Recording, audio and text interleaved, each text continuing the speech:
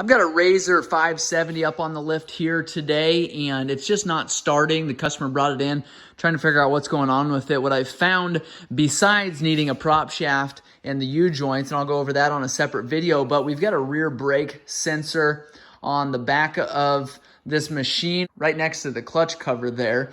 And that's not making connection, so you've got to actually get out and wiggle this wire here, this connector going to this sensor to complete that circuit there. So you hit your brakes like you typically would. The machine still isn't starting. You get back here, wiggle this around a little bit, finally get to a point, hop up in the cab again and fire up your Razor and it'll go. So if you look in there, you can see those connections are actually pushed back. What happens a lot of times, dirt and debris gets up through here. We had a skid plate down below here, but just so much stuff gets packed in here.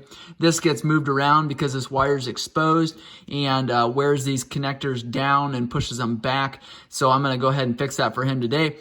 What I wanted to show you guys is actually taking a jumper lead and jumping this wire to see if that'll actually trick the system into allowing it to start.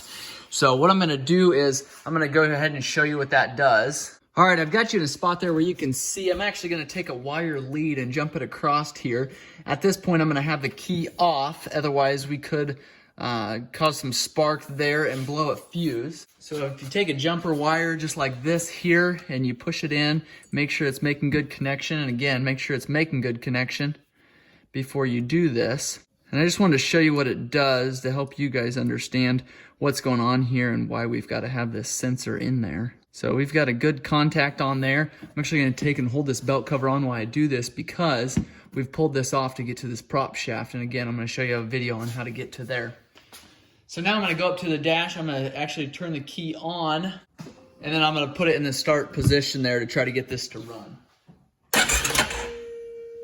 Okay, as you heard there, it does fire up and start.